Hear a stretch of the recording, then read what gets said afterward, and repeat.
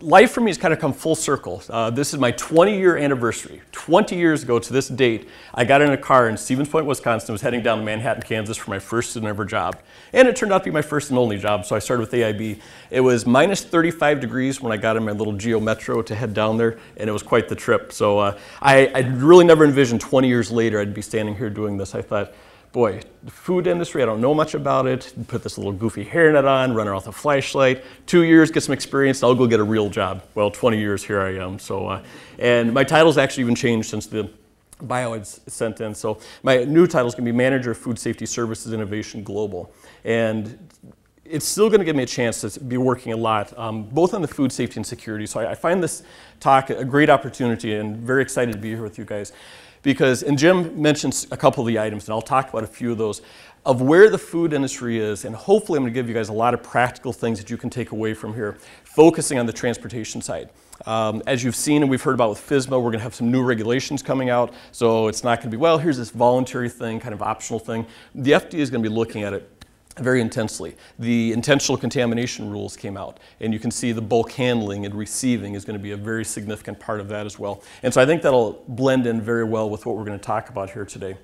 So some of the topics, I'll give you a very brief history of some of the significant things that have happened within the industry and I think has really driven this, and where we are from a security standpoint. And I'll let the cat out of the bag. Right now, food is the #1 stolen commodity in this country. So from a theft standpoint, food is a very high target through here. And then hopefully getting into a lot of practical types of items, again, some takeaways that you guys can look at through here. One of the services I've worked with here, and you can see they're up there, cargonet.com, they work with a lot of companies. It's not just the food industry. And on the transportation side is these companies report in the various issues they have. So they're holding this. So when you look at the numbers here, this is not the total numbers nationwide. It's just of their companies or their members that are reporting into them.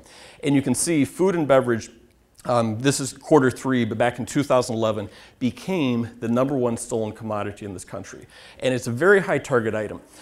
Through my position, I've had a chance to obviously teach a lot of different conferences and go to various trade shows. And I was just at the International Association of Food Protection last year in Charlotte.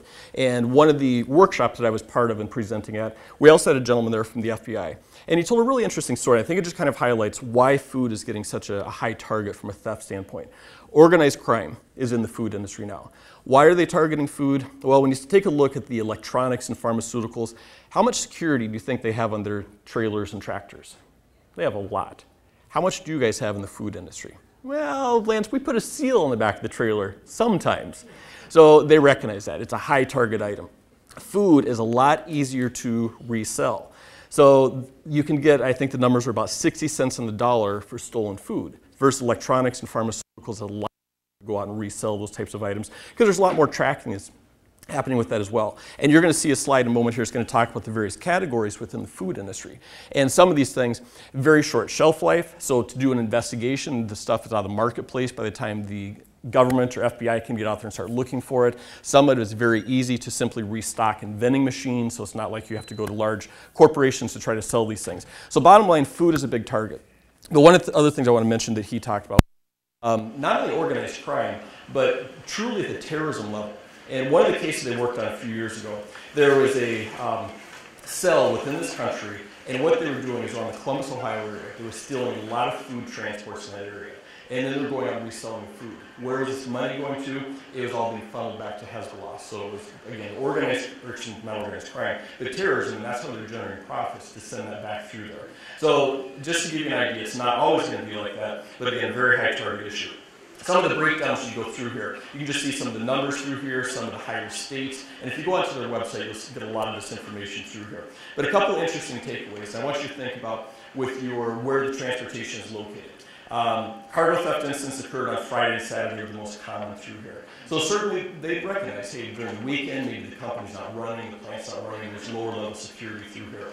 You can see the dollars through here. And the very interesting part is 13% of the cargo thefts reported in Q3 were classified as fictitious pickups compared to 2% the year prior.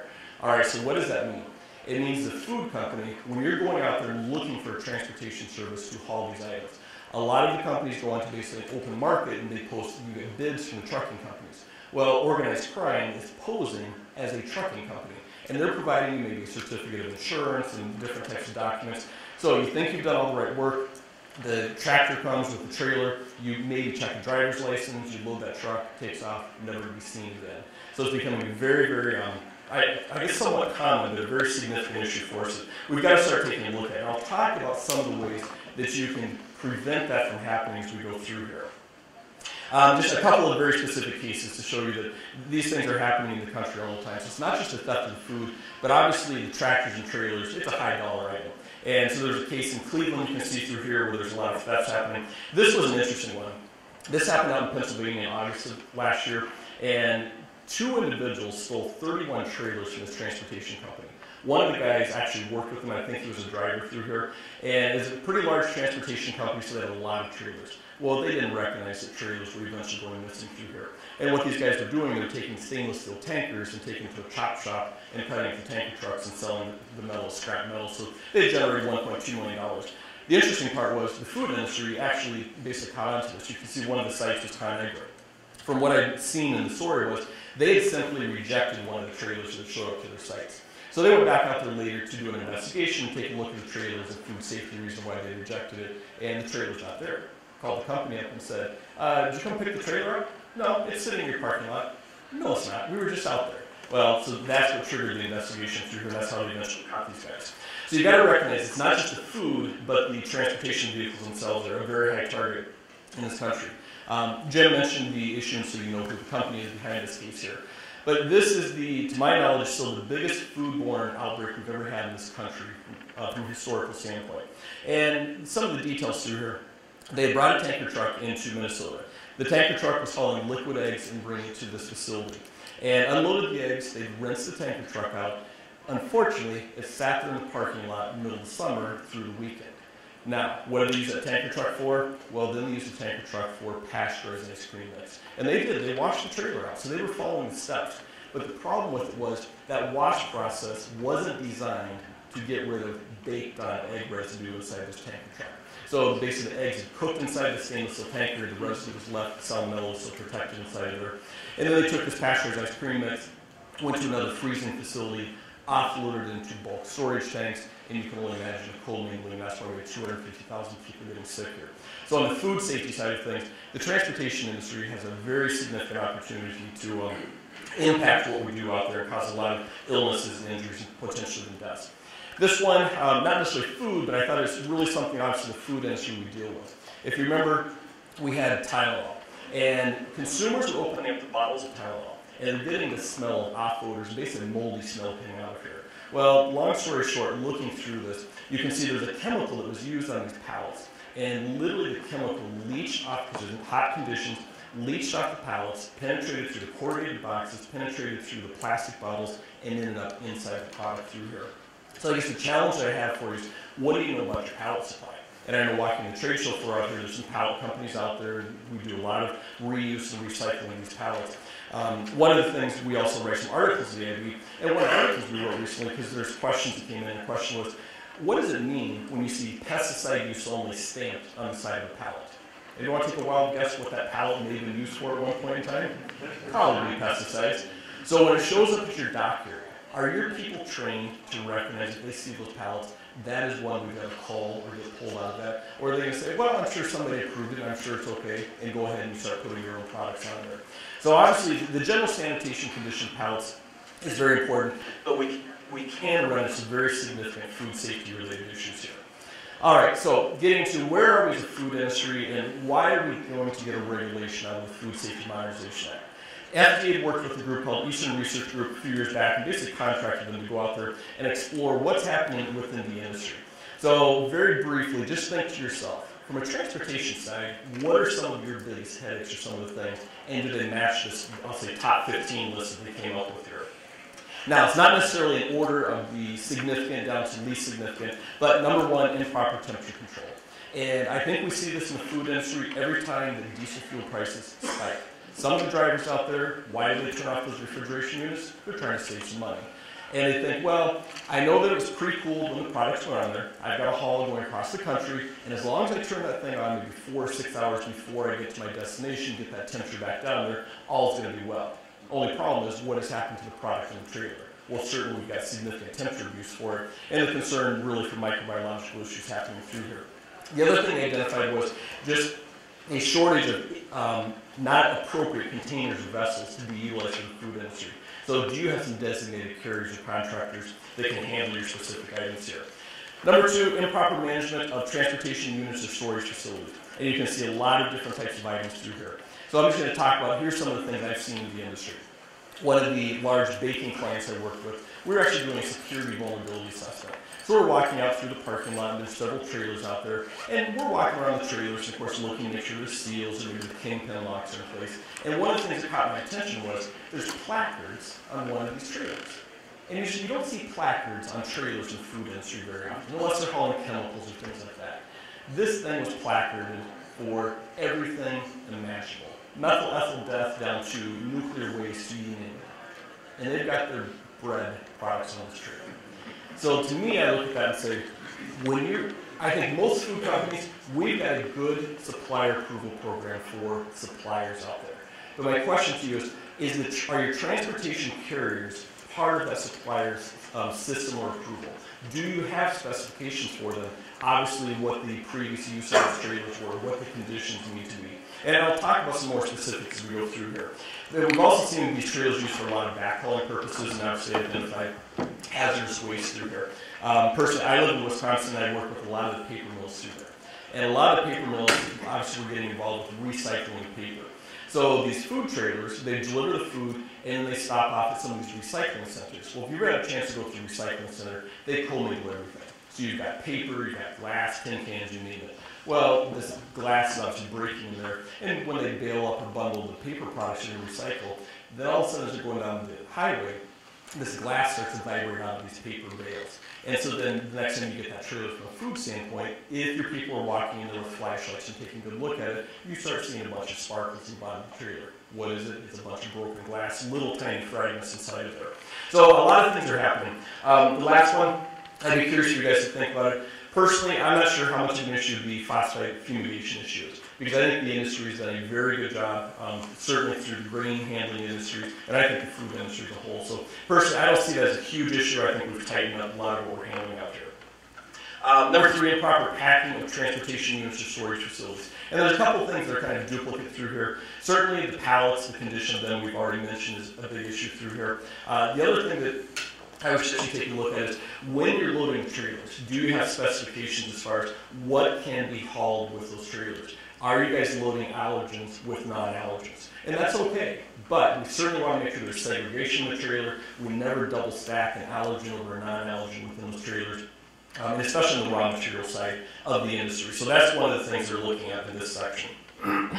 Number four, improper loading practices, conditions, or equipment.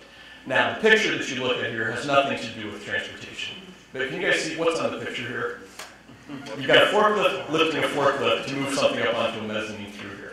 Now, that has nothing to do with transportation, but here's my point. I've seen the food facility I've worked with get pretty creative in how things are done out there in the shipping dock areas or in the receiving docks, and either what's done or what's not done through here. So certainly I've identified that as one of those big situations out here. And truly sanitation of the equipment. You guys have master sanitation schedules in the facilities for the facility, the equipment, etc. Is your transportation equipment included as part of that? It may be forklifts. If you have bulk receiving or shipping stations, it's going to be the pumps out there, it's going to be the pits, it's going to be transfer pipes, etc. So have we identified all of those, and are we taking care of those from a sanitation item? Number five, improper loading conditions. And I want you to think about what do your dock areas look like. And this is one of our pictures. This is from a food facility. Now, can you imagine your food products coming out of there? The potential for what's the new term? There's avian ejectile. Is the proper, don't call it bird poop anymore or something else. It's avian ejectile now. Well, what does that avian ejectile carry with it? A little bit of salmonella. So you certainly have to make sure, are we managing this? And not just the dock areas, but especially where we're doing the bulk items. And I've worked with a lot of grain companies out there, and of course you get some grain spillage, and you start to get a lot of pigeons, starlings, etc. that are going to be attracted to that. So we've got to make sure we're managing those conditions and not allowing a chance for microbiological or other contaminants to be introduced into the food supply. Number 6, I'll go into a lot more detail later on within the presentation here, but certainly I've identified lack of security for transportation units. The food industry, we're getting better. Are we there for security? We're nowhere close to security. And I see this firsthand when I go work with companies. The program may say, oh yes, every trailer is sealed or locked, and the real deal is when you get out there, it's not happening. And some companies, they're not even trying to seal them in the first place here. We've done some work, a couple of states I've worked with are the state of Michigan and the state of Indiana. And I'll mention one of the things the state of Indiana did a few years back I thought was pretty interesting. The Department of Agriculture worked with the state highway patrol. So at the weigh stations where the trucks had to stop off, they asked the state patrol to do a couple of extra things for them for a few months just to get an idea of what was going on. If you saw a refrigeration unit on that trailer, they pulled it over to the side. And they were looking at a couple of things. Is the trailer being maintained at temperature?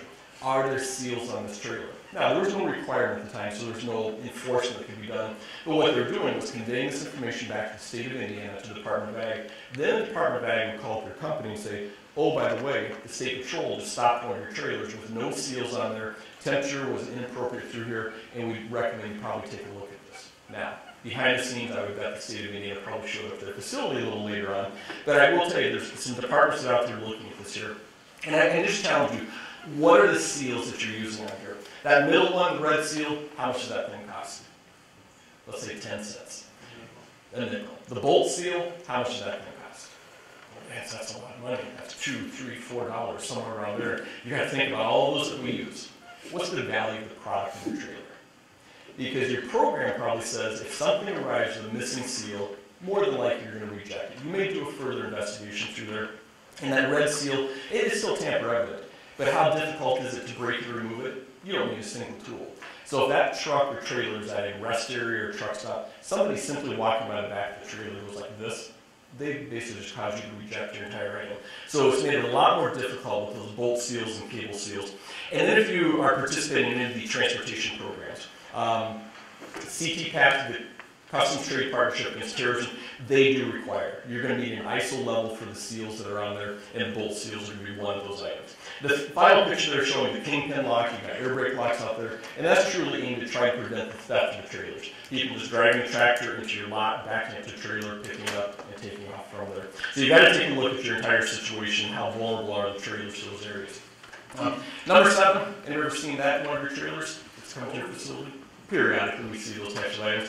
So pest management, you guys, I think as an industry, we've done a very good job within the facilities, within our warehouses, typically handling pest management, but we kind of forget about the transportation side of it as well. That if we do get insects or rodents inside of these trailers, especially the van trailers, the damaged sidewalls through here, you have pest activity living there. You may not see it initially when you go inspect the trailer, but then you put your products on there, that trailer gets shipped off to your customer, and what do they find? Well, some of the mice have come out of the walls, or insects come out of the walls of those trailers, and then they're the ones to find it. So I would suggest make sure that your transportation companies also have a very good pest management program set up for the trailers out here. Number 8, lack of driver employee training in food safety and security. Now, the pictures I have here, I used clip art, and when I typed in training, here's the 2 pictures that I came up with. I was like, well, that's not what I'm looking for training. But then it got me thinking here. Do you guys provide GMP training to your production people? Well, yeah, we train everybody. Do you provide training to your contractors? Well, yeah, we provide some GMP training. What level of GMP training do you provide to your transportation carriers? Or have you required them to provide GMP training to their drivers and obviously people within the system? So this is one of the things I identified with the Eastern Research Group. There's really no, or at least at that time, there's no level of training being provided to the transportation people. And obviously that's a big gap that we've missed because we've done a good job of training people within our facilities through here. And I mentioned FDA and industry determines to be the #1 food safety issue, not necessarily in transportation, but when you look at recalls, the #1 reason for recalls is the lack of training and education of your people within the facilities. So certainly the drivers need to become a big part of the security and safety program. Poor transportation unit design and construction. So all of your trailers look like the one on the left, correct? Beautiful sidewalls, nice clear top to let the sun shine through there. Or is it the one on the right? Well, or maybe somewhere in between. And I recognize, I live in a realistic world, we're not always going to get those trailers on the left. But I will tell you, if you continue to accept the trailer on the right, I would say, do you guys know who your tough customers are? that if everything's not perfect, you're going to be hearing from them. Well, your transportation carriers should figure that out as well. If they can send you the junk and you never have a problem with it, you never reject it, guess what you're going to keep getting? You're going to get the junk. So I would challenge you, when you see significant issues like that, you've got to take a look at least contacting them, if not rejecting them. What's the concern with those damaged sidewalls? Probably twofold. One, we talk about for the pest issues. There's a good chance now you're going to have pest infestation in there. But the bigger one I look at is when you put the pallets on the trailer. What's the potential of putting them on or taking them off? You're going to get a splinter going right through those boxes of packaging materials. And then you're, again, customers will be the next one. There was a real recall. I don't know what the final reason for it was, but a small child had bit into a cookie at a retail baking company. Or I should say a retail restaurant. And the child found a 2-inch rusty nail inside the cookie. Now, I have no idea where it came from. But I do know their company, the manufacturer produces cookies for them, and I know they've got metal detectors.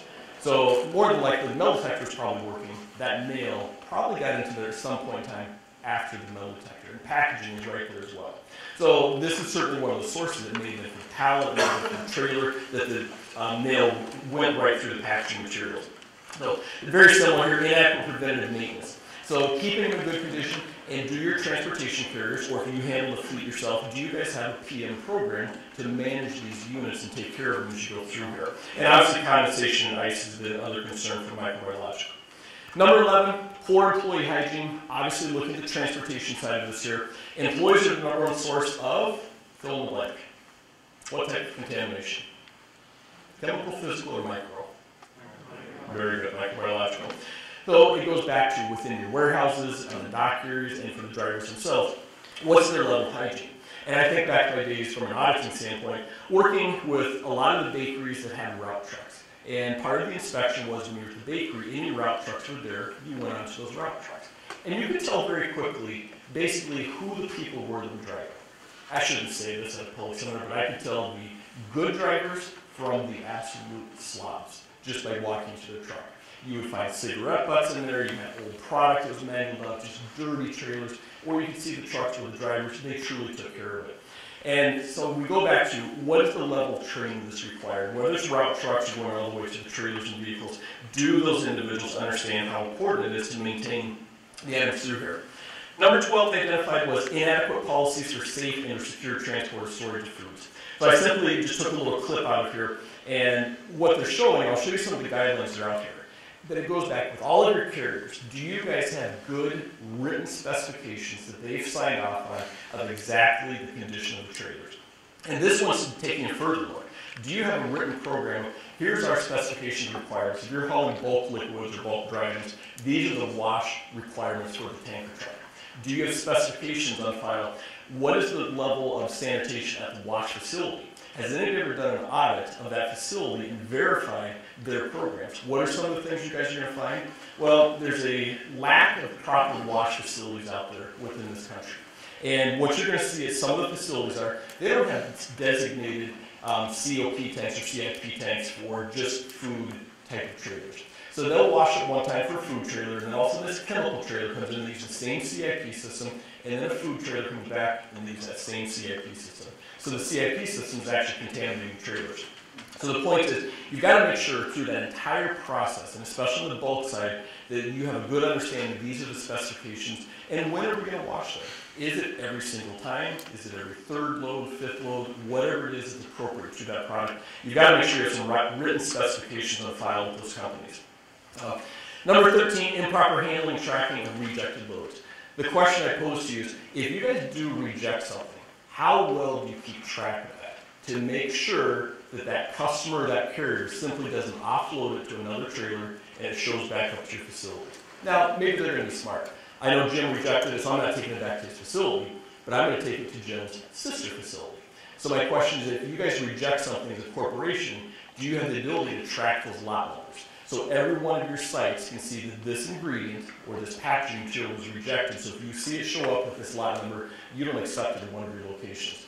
And it really goes back to the trust and confidence of what the transportation people are going to do and what your customers are doing with those products. And I give the industry the benefit of the doubt. I think most of us are probably honorable here, and we're not going to try to redistribute or resell that. But there's certainly some people out there, they wouldn't think twice about it, and they're going to try to send it to somebody else. So make sure we take care of it. You can see the example here. They actually had a conviction of an individual in Pennsylvania with milk that was designated for landfill and ended up going out and reselling, and that was from the transportation side.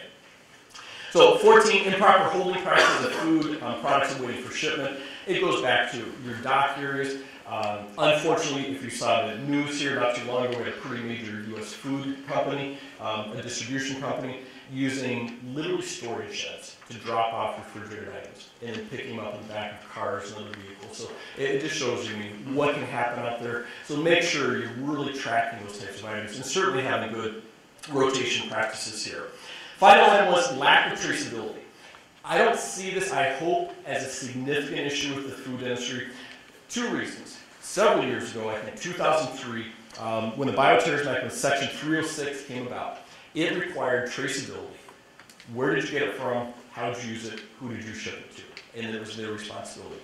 So I look at traceability and say, why are we, and I know why we have challenges. When you get into commingling, it's difficult. But it's been a regulation for over 10 years now.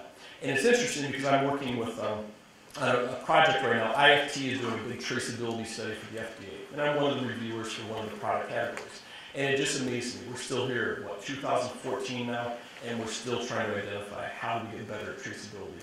So obviously we've got some work to go. And keep in mind, FSMA has updated this again, so FSMA is going to require more traceability here. So just a couple of items here. There's lots and lots of guidance documents. Connie mentioned some of the work, and Jim mentioned some of the work that the Northwest Food Processors have done. I'll show that document in just a second. But if you just do a simple Google search, for just about every product category, there's some very good written guidelines out there now. So you don't have to recreate the wheel. Just two of them I picked on was the Juice Products Association. You can see the website where you can get these here. Model tanker wash guidelines. And so this is my example of what do you know about that wash facility? Whether it's being done at the customer site or the supplier site, or is it a third-party wash service? And these are some of the things that you should be going out there and taking a look at.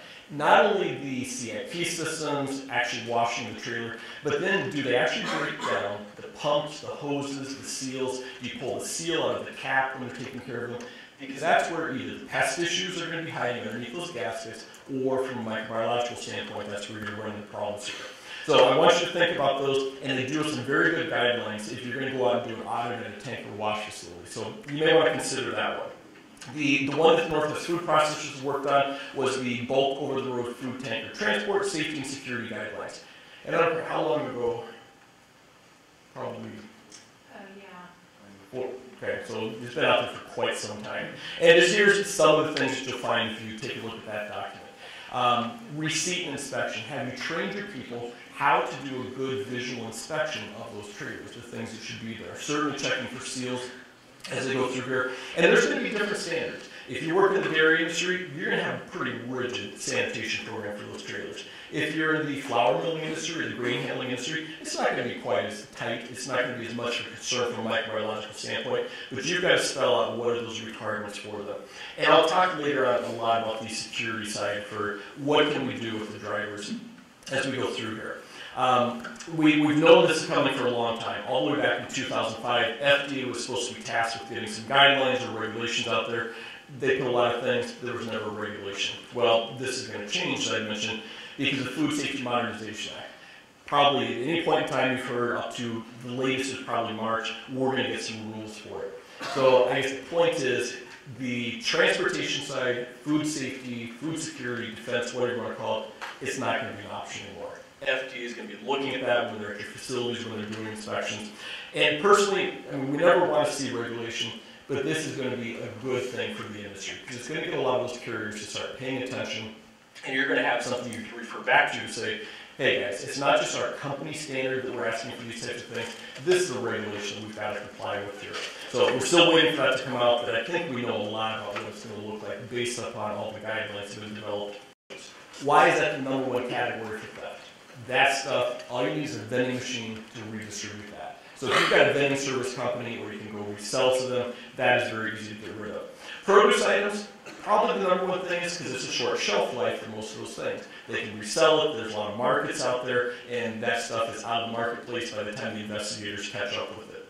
And then it starts to break down a little bit further. The specifics down here, like I said, this is not the total numbers, it's just what's reported to CarbonNet. Non-alcoholic beverages, produce, meat products, alcohol, seafood. Why are those things up there? Well, those are certainly the high value items, so people want to focus on that because you get a lot more money for that than going and stealing a trailer load of bread, which you can see bread is at the absolute bottom of the list down through here. But it gives you an idea for your industry, kind of where you fall and what's the risk level for those. All right, so what's out there? What can I do with my transportation companies, or if we manage to fleet ourselves, what can we do? TSA has put together a very good program, and I apologize, I don't have this out. If you go onto their website, and I'm going to talk about some of the specific things, but they've got a trucking counterterrorism guide, so there's a lot of training tools they have out there for the industry. And I would really challenge you. Go out onto the website, get some of those, they'll send it out to you for free. And that's how to start developing your training program with them. It goes through, and it truly does start off the true terrorism level, and it's going to get down to literally thefts of the item. So very quickly here, I look at this from a crisis management standpoint. If I'm a president of a food company, I don't want to open up the USA Today and see some major terrorism event that's happening, and it was my trailer that was stolen, and the weapons of mass destruction are put on and taken to these types of items. So to me, at the executive level, why is it important? It's crisis management, it's brand protection here. I don't want to be the weak link in the chain, and I was the source of that specific item. And obviously in this country, we've seen a couple of very, very big things. 1993 with the World Trade Center attack, 1995 with the Oklahoma City bombing through here. So there's one reason we've got to think about security of the vehicles. Now, when we start to get into how do we train our people within the sectors, these are things, what do you watch for amongst your own people or amongst the drivers? And I'm not going to go down through the list. You can see that for yourself here. But we do want to make sure. And I look at companies and ask you, do you have an open line of communications? And especially a confidentiality line where your employees can call into and report, hey, this is some suspicious activity or behavior that I've seen out of somebody. And then obviously at your corporate security level, you guys can start taking a look at that and investigate it. I'll give you one specific case example of one of the companies I work with. They're a big distribution company, and one of the employees at the warehouse called into their 800 number and said, I think Jack is stealing some pallets. Somebody else called in and I said, I think Bob is stealing pallets. Well, the long story short was, it's two guys reporting on each other. They were trying to knock off their competition. What they were doing, they were both stealing pallets. And you've got some drivers out there, they'll go to your warehouse when they show up, and they'll basically offer your truck or your forklift drivers, $100, can you throw an extra pallet of something on the trailer? And that stuff goes on. I was pretty immune to it up until I got on the security side. It happens a little more than you think. So they did an undercover investigation. Basically, their security guy got into the truck with the driver, and one of these guys came out, and they were videotaping this whole thing. They marked $100 bills, and bottom line is, yeah, they loaded the trailer with an extra pallet. It was like $15,000 for electronics for $100 that guy could make. So the point is, you've got to make sure that your own people are kind of watching for these insider threats of things that are happening here. Now, somebody's trying to come to your company and steal products from that. And these are the non-legitimate transportation or trucking companies here. So here's some of the things that you want to train your people to look for as they're going around the vehicles, and make sure, obviously, you report this and do some type of investigation with those. Hijacking prevention, that gets down to literally certainly the driver level. What level of training or requirements do you have for the drivers as they're going through here? We talked about the seals and padlocks. A no-stop policy. For the shorter transportation routes, I don't want the drivers stopping at the local truck stop. I certainly don't want them as you're driving down interstate. I'll use I-5 out here. Take a look at the exits out in the middle of nowhere. How many trucks or semis are pulled off to the side and they're taking their 2-hour nap or whatever it is out there? That is not the place to do it. When hijackings occur, they're getting basically knocked off at those areas. So we've got to make sure establishing designated routes for them. In-route tracking communication protocols, and I'll explain some of the technology that's out here. And bottom line is train the drivers to adhere to those specific types of items. A little bit further, some of the things, certainly we talk about parking in safe areas. Safety in motion. Train the drivers, you don't stop, you keep moving. You've got a stranded motorist, yeah, you want to do the right thing. You've got a CB or you've got a cell phone, you can call for help phone. You don't stop because that's what some of the people are doing. They're pulling off to the side, hoping a semi's going to pull over and then they end up hijacking that trailer through here. Never leave the vehicle the customer's occupancy unattended, or make sure you have some pretty good trust or confidence orders. And make sure the drivers, they always have to have their vehicle license plate and VIN numbers. Purpose of that is in case that trailer or truck is stolen, immediately they can give that information to the police and they can start the investigation right away. Because if they have to start digging around and going back and looking for it, it's going to slow down the investigation. And like all the investigations, the quicker the police can get involved with that, the more likely they're going to recover that stolen truck or the goods from there. TWIC, I just mentioned this. There's probably some people in here that have more knowledge of this than I do, but I look at it. TWIC is specific to if you're going to show up to a seaport, your drivers and other people have to go through this program. And here's my challenge to the rest of the industry. If you're not part of TWIC, I understand it. But what level of background checks or screening do you do for the drivers that are working for the transportation companies? Or what level of requirements do you have of those transportation companies? To be part of the TWIC program, they do a full FBI background check. The terrorist watch list, they're sorting through that and looking for that driver information. Now, I'm not saying become a member of the TWIC program. What I am saying is take a look at your program for screening your background checks and make sure you've got something in place to try to get these bad players or actors out of the system here. All right, so that's on the transportation side. Now, we get to your facilities. What are some of the specifics that we're going to do at the locations? Well, if you have guards, then this is certainly the first point where they can start to do some of the inspection of the vehicle before it goes further onto the property or before it gets all the way to the dock area. And I'll talk about some of these specifically as we go down here. Confirmed appointment. I see more and more food companies going to appointment-only deliveries or pickups. That's how you get rid of the unscheduled deliveries. That's how you get rid of the fictitious companies showing up and stealing products from here. Correct driver. Now, this is something I know the industry, probably a handful of you do this. Everybody else doesn't. I'm curious here, how many people do ask for the driver's license or the CDL for their drivers? Right there's a handful. Now, how many of you take it a step further? Not only are you going to check for the driver's license, but then you verify with that transportation company, is it Lance Reeve that is supposed to be here to pick up this load or delivering this load? And to me, that's the biggest weak link we have within the food industry. How do you prevent it in those fictitious companies? You do the verification process. And most of the food industry, we don't do that. Well, I don't know if it's practical. You go talk to a pharmaceutical company, you go talk to the alcohol companies, you talk to electronic companies. They do it, and they've lowered their theft issues a lot. So I throw that up as a challenge to the industry. Verify you know who the driver is. Because how tough is it to get a fake driver's license? I have to say this. In the state of Illinois a few years ago, they had a kiosk in a local shopping mall that was selling CDLs out of the kiosk. It's not too difficult, so it happens out there. All right, do seal numbers match the bill of lading? I'm not sure what the price of that was. So. Here's my challenge. Are your people really verifying each and every seal? And let's use a bulk, dry, held in flour, sugar, or salt. How many seals are you going to have on that trailer? Well, it may be 10. The record I've seen right now is about 37 or 38 seals. 33 seals, that's a lot. There's no way I'm going to check all those. All right, don't. Because guess who's going to figure out which seals you're not checking? The insider or the person that's watching, which one are they going to tamper with? The ones you guys aren't checking. How many of you, and you don't have to answer this, but how many of you are going on top of the trailers? On top of the rail cars? Because you've got seals on top of there for the top hatches. Well, we don't have fall protection. That's a big investment to get fall protection. That's fine. But that's just certainly a risk you're willing to accept, and that's a big gap from a security standpoint. I had a basically discussion probably about 2 years ago now with a large food company and the vice president of quality. And in the back of my mind, I couldn't believe I was having a discussion. His question to me was, Lance, is it really critical or is it vital when we do get on top of the trailers? Now, I just told you, it is from a security standpoint.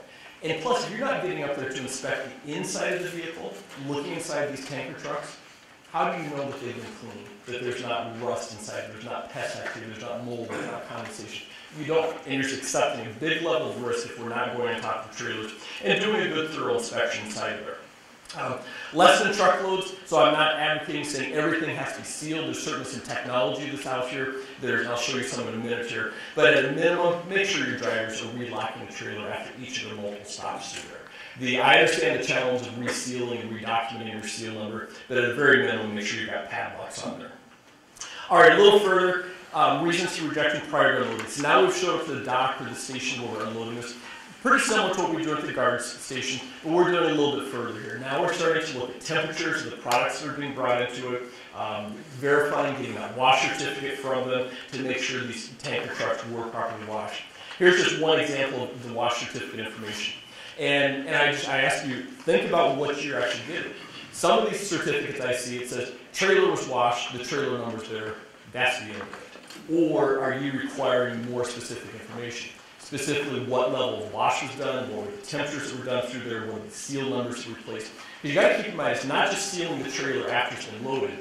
From the time it got washed, that's when the security has to start. Because if you're sending these empty trailers to go pick things up, somebody can introduce contamination at that point. So make sure we have the security process all the way through here. All right, so we talked a lot about the seals. Not only the major compartments, but any place where you've got the hoses, you've got filters, if the trailer's using their own pumps on there, you've got to make sure any of those points that can be opened up are properly sealed, and we're verifying the seal numbers on there as well. Temperatures in the food industry, we know this, but are your people going out there to make sure the trailer is set at the proper set point and verifying the actual trailer temperature through here? Now, that's a good first step at the dock area. What do you do to make sure during the transport? Well, certainly this is where the technology starts to come in. And it's not fair to the company, but I'm going to say this is old school. What's the new stuff? How many are using GPS technology on your fleet of transportation vehicles? Where at any point in time, you can pull up the temperature of the trailers, and you're going to see the security side of it. There's geo routes or geo fences, so if that truck driver decides, well, as I'm going down I-5, I'm going to take this shortcut and cut across, they're going to get a phone call when they get about 100 feet off of that route. Why we deviated from it. So there's a lot of technology that's out here. But certainly we want some type of history to be able to show and verify what were the temperature conditions of that trailer. All right, we already talked about the pest evidence through here. So as we're doing the inspections, we're looking for that. Sampling prior to loading, I'm not going to get any specifics here, but this is certainly one of the ways you can force your people to get up there to check seals. We've got to open that, we can verify conditions, and plus you can take the samples out there. And I would just challenge, make sure if you've asked if your people do it, your people do it. Too many times I've seen, well, that's the same truck driver that's been coming here day after day or month after month. So you develop a good relationship with your transportation people do. And then who's going up on the trailer? Even if it's just the driver going up there. Now, if there's a seal missing, is that driver going to report a seal missing? Probably not.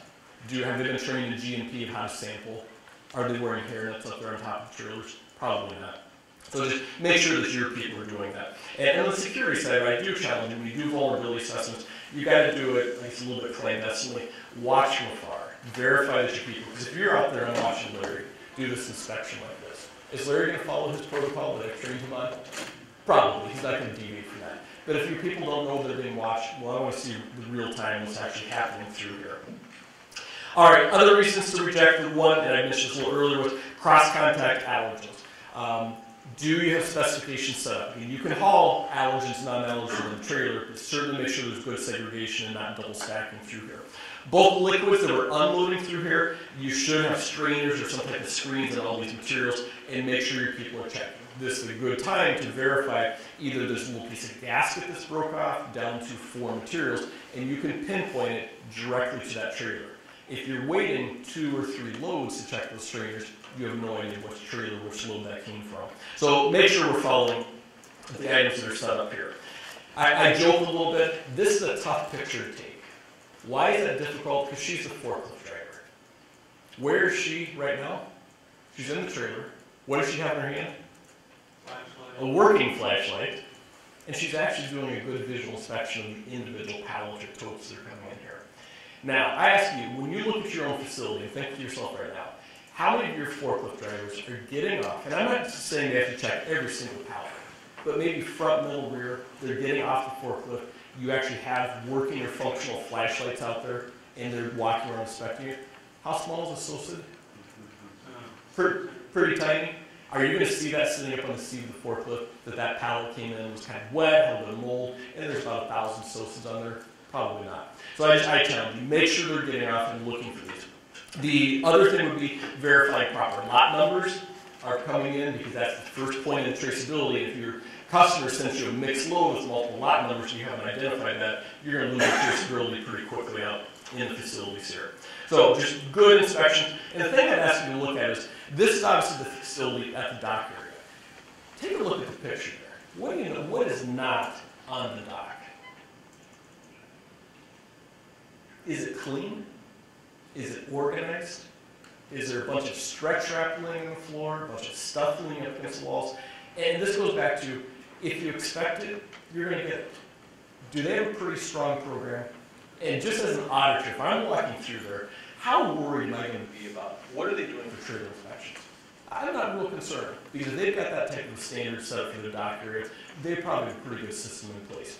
The place I'm really concerned about is when you're tripping over the stretch wrap trying to walk through the dock areas. Those are the places I doubt that people are doing a very detailed inspection here. So it truly does start in the warehouse through the dock areas if you're going to have a good transportation program.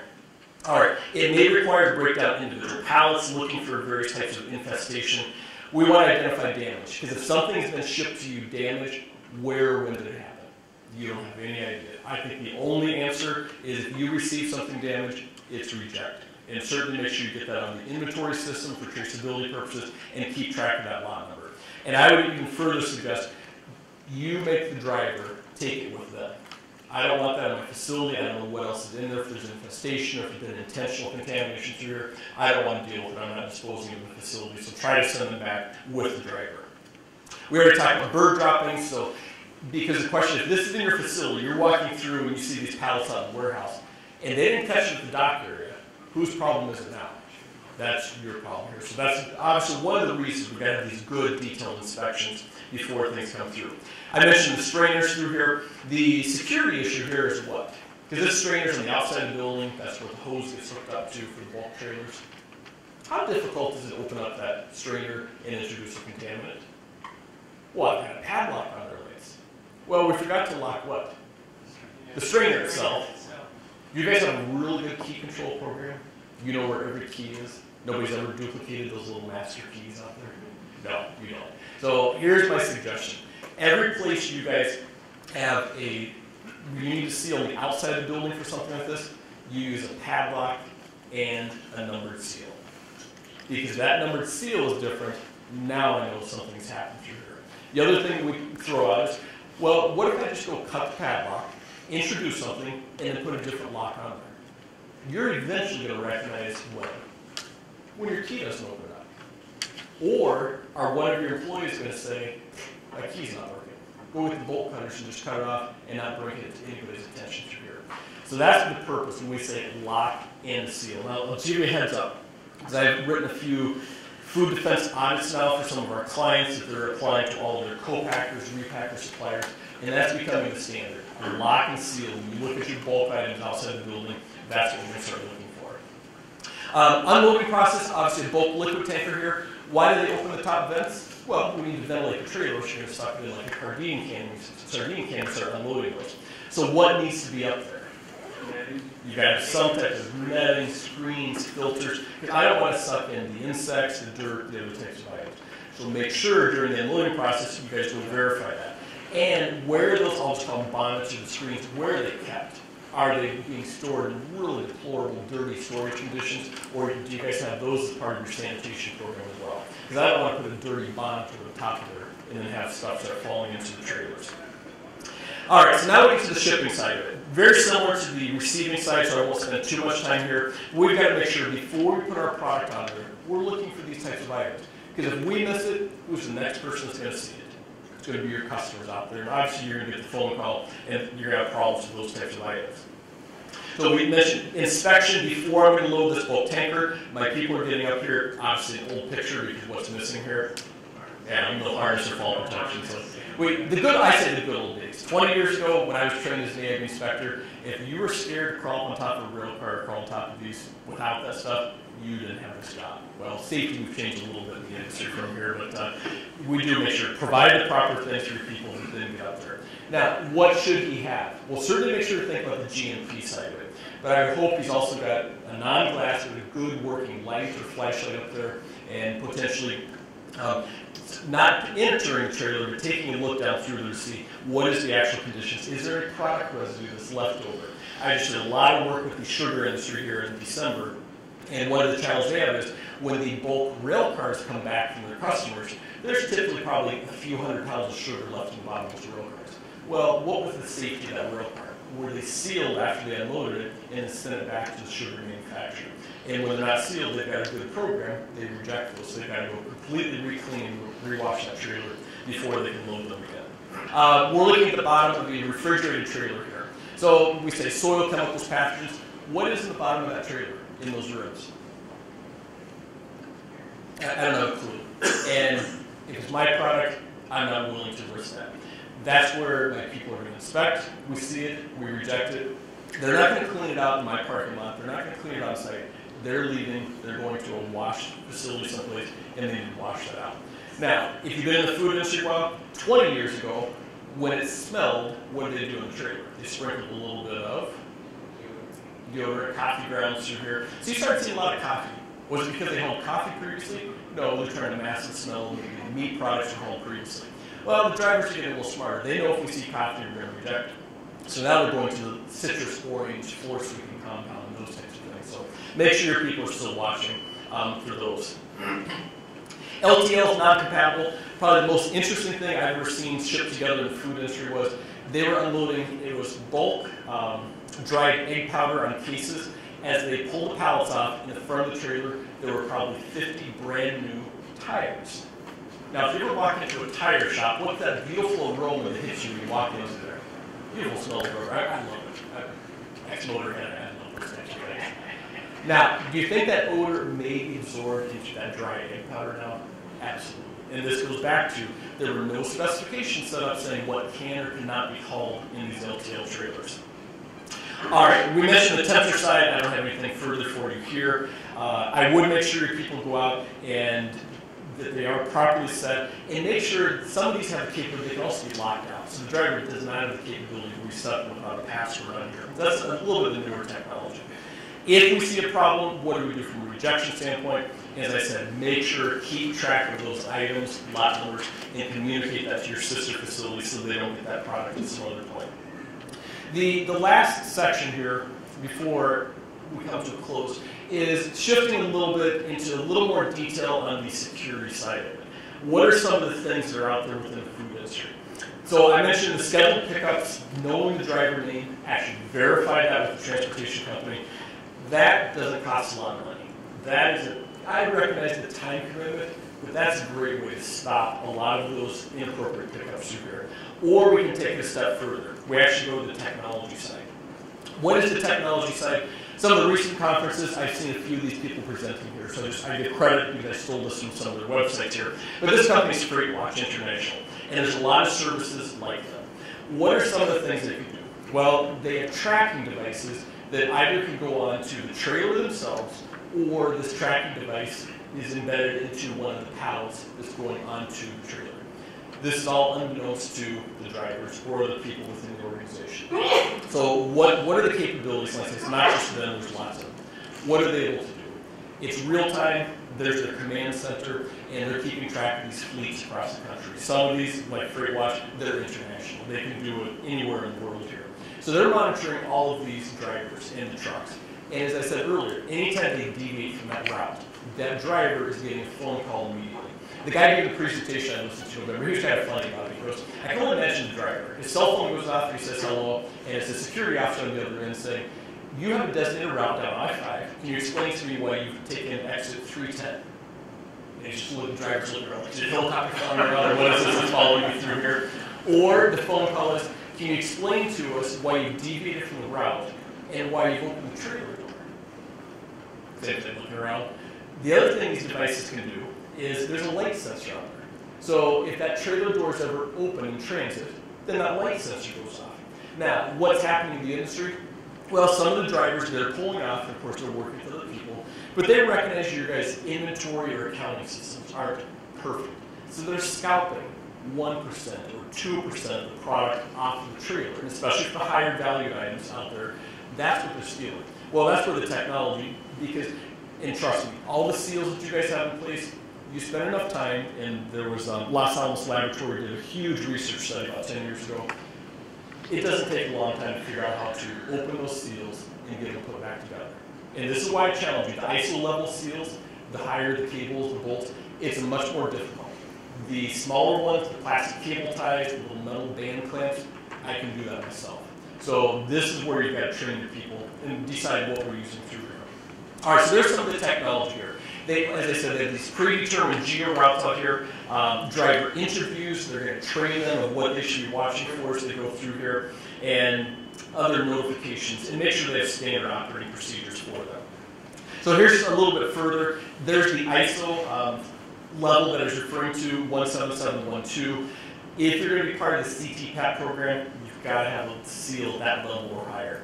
And even if you're not part of CTPAT, I would just challenge you. Because it goes back to, even though that seal costs a little more, what's the value of the product? All it takes is one person cutting a seal or breaking a seal, and you've got a big problem on there. So to me, I think it's worthwhile to spend a little bit more money through here. And versus the others, like I say, some of these to break them, you don't even need a knife. You just simply tug on them, and that's going to break the seal and cause a big problem for you. Here's a little bit further some of the newer technologies out here. We've got electronic seals. So as I talked earlier about the less than truckloads, instead of the old-fashioned technology of having the driver put a new padlock on every time or reapply the padlock, these new systems are electronic and they can keep track of how many times it's been opened. Some of the higher technology items, it's got a GPS unit built into there, so not only can I tell how many times it's been opened, but where was it when this thing was open. So if you're at the customer's facility, great. If you were down on 3rd Avenue where you shouldn't be and that's when the seal was open, you've got a bigger problem when you come back and when I download that information through here. So there is a lot of technology. Of course, it does cost a little more money, but that's where your risk assessment comes into place here. Taking a step further, getting down to the individual items. And this, I want you to think about your own product, but also the ingredients you're receiving from customers. How do you know if those have been opened and tampered with? Because those boxes have been sitting in some third-party warehouse someplace. They were on a truck at some point in time. If they came in on a less than truckload, they sat at a big cross-docking section at some point with 100 people running around there. What's the security of those boxes? It's brown packing tape. Can you guys find brown packing tape someplace? So if you want to open that and then reapply tape over it, not very difficult. And this goes back to, I really look at brand protection. It doesn't take a lot of effort. You can see the fiber drums were a little further. We actually put individual seals and the band clamps up here. Or we started using security tape. So instead of standard brown packing tape, let's think about a security tape. Maybe your company logo's on there. And that way your customers can see this is the original box. These are the original contents when it left our facility. Somebody hasn't cut it and introduced something as far as contaminant or stolen items. Taking a step further, and I think especially for the less than truckload industry, because your pallets are sitting out there on an open dock at some point. And there's security stretch wrap on the market now as well. It's not perfect, you can still penetrate it, but at least I can see that's the original stretch wrap that left my facility and when I got to my customer's facility. And there's a lot of companies that are making that now. All right, just some final minor types of items here. They're not minor, but these are the things you got to control at your own facilities here. Overall, what are the pest conditions around your dock, around your shipping areas? Because you've got these higher levels we talk about, bird activity, rodent activity, the potential to enter your facility or create problems on the transportation side of it. Not allowing things to be laying around the facilities. Certainly where the garbage, the compactors are, because typically that's going to be back on the dock list as well. Do we have that on a sanitation program? Every time they pull the compactor, is somebody going out there and at least sweeping, if not washing that area down, to try to minimize the pest attraction through here. Bird control, there's certainly some devices that are out there. I won't get into how effective any of them are, but I will tell you, none of these are effective if you've already allowed the birds to establish their resident population. If they've got a vested interest, they're coming back. I don't care if you've got the scary eyes up there, you've got the screechy sounds. If I've got a nest, I'm going back. So you've got to get rid of the bird activity first, then you can use some of these exclusion devices, and if they are effective, they'll help you. On the receiving side or the shipping side, any bulk transfer stations, so we talk about how to inspect the rail cars, the trailers, but what are you doing for maintaining those hoses? You've got to make sure they're locked, sealed, are they part of the sanitation program? If we're going to wash these periodically, you've got to make that determination and make sure we protect them. Inside the warehouse areas, the insect light traps, make sure you don't mount them near the shipping doors. Don't mount them near doors. Bottom line, if you can see it when you open up that outside door, probably not a great place because you're just pulling or inviting more bugs to come through here. So make sure we use proper placement. And I think overall the pest control industry, we're doing a much better job with that through the years here. It says, where are the lights? So you think about the outside of the building. Typically we've got lights not over the dock doors. Where's this customer put the lights? Probably outside the fence. Yeah, they're out in the parking lot shining back to the facility. Security-wise, I won't get into it, but I want good lights out there. Pest management-wise, that's great. Get them out, hold the insects further from the building, because if you've got lights directly above your dock doors, your overhead doors, every time that door is opened up, and of course nobody in here has negative air pressure, those bugs don't have a choice. They're getting sucked into the facility.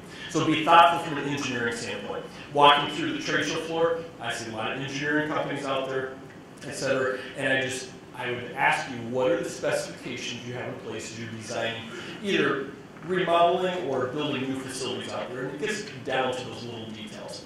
Certainly some other exclusion things, if you've got bird activity on dock overhangs and other things, the netting is very good.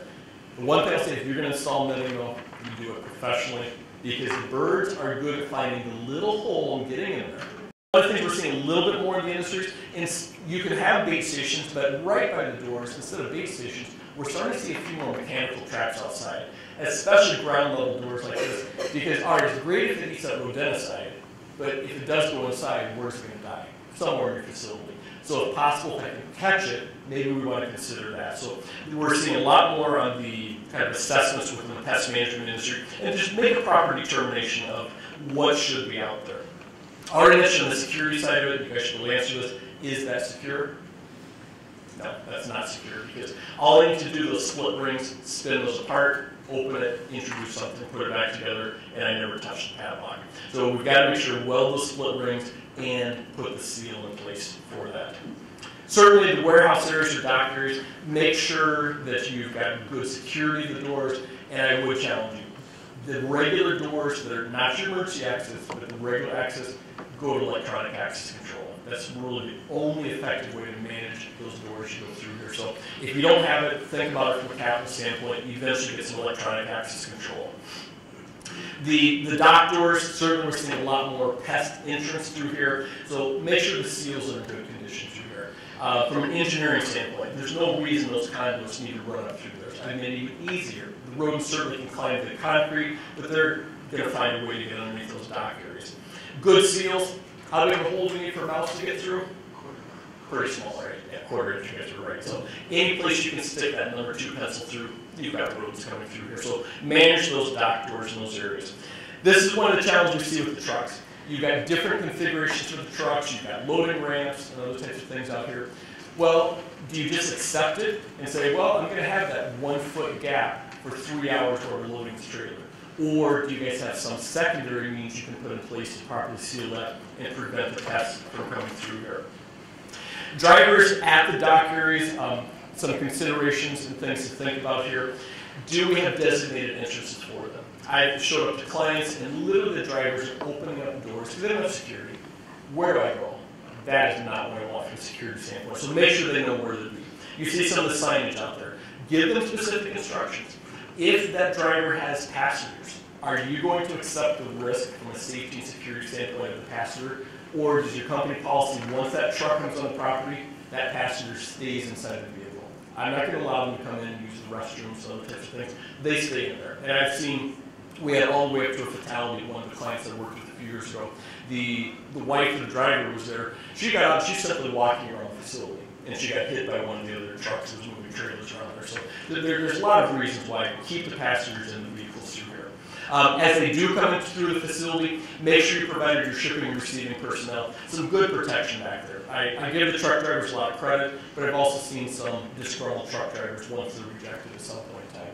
And I want to provide some protection for my people within those areas. Providing them, because trust me, if you don't give them restrooms, have you ever heard of a trucker bomb? Okay, so you guys know what that is. So you're going to find some interesting things around there. So now, I don't want them walking into the middle of the facility. Hopefully you guys have designated restrooms. If not, you've got to figure out how you're going to handle that. Are you going to escort them to the restrooms in the middle of the warehouse, or you can provide something secondary. And I've seen down porta potties or different types of things, but you've got to provide something for them. So these designated locations, if they do have to go onto the dock, or maybe for cycle counts to do something in the trailer, make sure we manage them as well from a security standpoint. Where should they be? I've seen white lines painted out there so the drivers have to stay within that area. Maybe give them a colored hairnet or a bump cap to keep track of them so they don't wander through the facilities in here. So there's some security solutions to consider. Probably one of my favorite pictures, I've seen many of these, the old trucker cage. You can come in, you can get out of the elements, but you're just not walking through the middle of the warehouse until you find somebody. So they provided certainly kind of a, I would say temporary, a much easier installation than coming up with an entire separate break area for them. So I hope I've covered all the bases here, like I say, from a security standpoint, from a pest standpoint, taking care of the vehicles from a sanitation standpoint. So hopefully with that, you go back and look at your programs here. And just a final reminder, certainly think about in the near future, we're going to get regulations from the FDA for the Food Safety Modernization Act. It's not going to be optional, probably within a year, 2 years, or 3 years. Eventually, FDA is going to have some things they can start enforcing as they go through this.